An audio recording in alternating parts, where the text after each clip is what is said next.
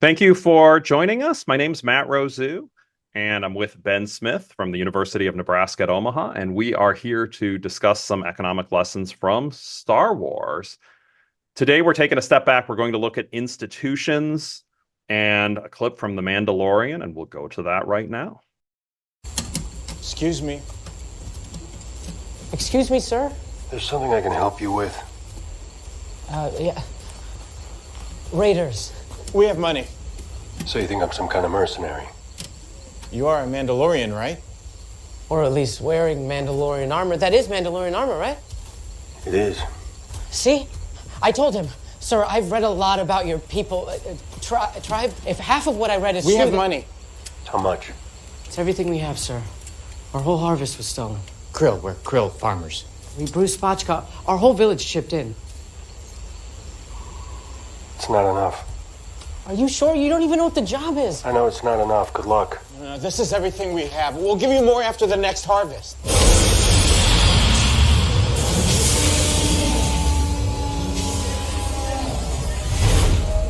Come on. Let's head back. It took us a whole day to get here. Now we have to ride back with no protection to the middle of nowhere. Where do you live? On a farm. Aren't you listening? We're farmers. In the middle of nowhere. Yes? You have lodging. Yeah, absolutely. Good. Come up and help. Like for those who watched the last video that Ben and I discussed, I think there's a lot of ways we can go with this in terms of thinking through kind of some of the economic consequences. What's one of the first things you think of when you watch that particular clip? So one of the things that really allows economies to grow when we're talking about developing economies is the adding institutions. And when we talk about institutions, we're talking about a lot of stuff. We're talking about things like, yes, like banking systems and yes, like roads and things like that. But it's also safety. Yeah. And you think about these farmers and you think about how unproductive they are because of the fact that they don't have some form of protection. We take it for granted that when we start a factory or start a small business or start a whatever, that we can make the best economic decisions for us to make the products that we want to make, whatever the product or the service or whatever. And we don't really think much about having the ability to operate and not be, shaken down by the mob. Yeah. No, that's true. Right. And so, when those things aren't working well, it really can be a hamper to an economy. And so that's one of the first things I think about when looking at a clip like that. Yeah, I agree. To me, that was kind of the first thing. If you don't have the rule of law, if you don't have essentially property rights where the farmers can produce and they know that they get to keep all, or maybe there's some taxes on it, but they get to keep most of what they produce. Eventually, they won't have the incentive to produce. And Right. if there's not the incentive for them to do work, the economy, there is no chance you'll have economic growth.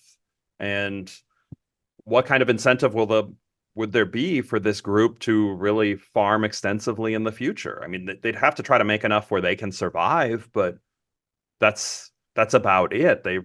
You wouldn't expect them to try to produce more or come up with more efficient methods to really try to thrive and make a better life for themselves and everybody else if they think there's no point. They're just going to be robbed. They're just going to be robbed anyway. So I think that's pretty fascinating. And then there is the question, I guess, of the second one that I come to on this one is how indeed is the law enforcement paid for? And like, how do you set up and what's like the optimal amounts of payments for law enforcement? I honestly don't like, this isn't an area that I've studied extensively. You certainly need you need the rule of law and you need some enforcement mechanisms, but here they're essentially relying on a private police force. Yeah.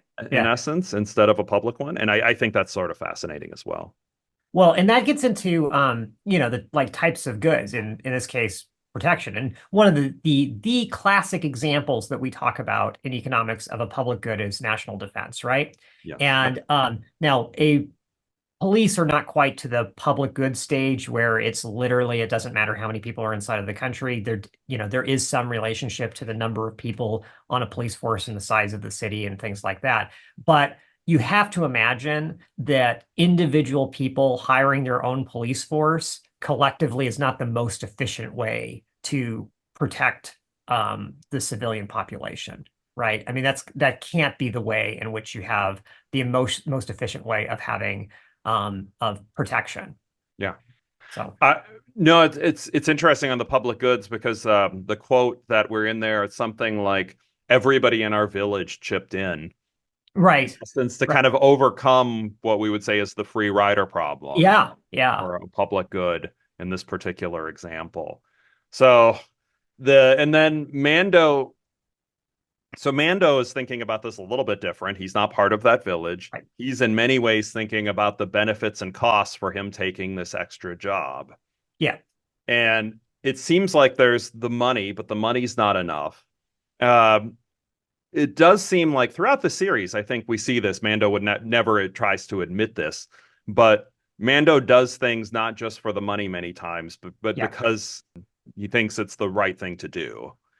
And it seems like that he's influenced at the end of this clip a little bit by the story, that there's these people, something wrong is happening.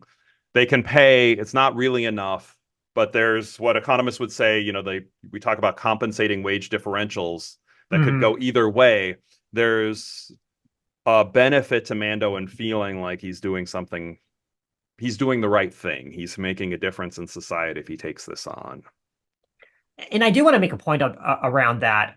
So sometimes people misinterpret what economists say about people behaving rationally and things like that into thinking that just means that we believe people are just maximizing the amount of money that they make or whatever.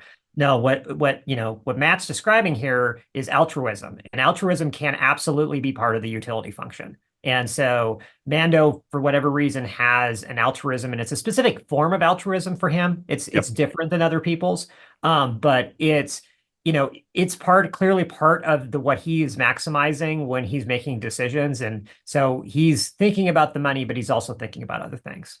Yeah, thinking of other things. It could be altruism. It could be, I think you and I and pretty much everybody who chooses to go into academia, there's never going to be if you go to work for a corporation, right, there's a chance you could get the $1 million salary someday. Nobody in academia is ever going to have those chances. But there's non-monetary benefits to feeling like you make a difference in academia as well. So if it's only about the money, you and I have made some irrational choices over the years. That's right.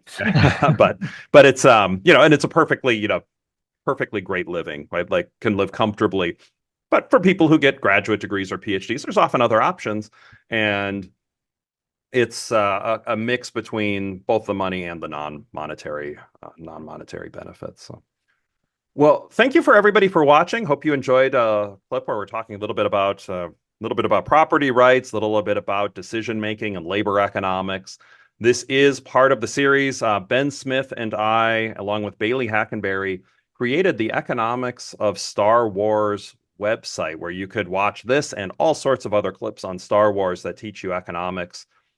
This is part of the series where we're talking about that. Please like and subscribe to be notified when the next video comes out, and to everybody, and we'll see you in the next video.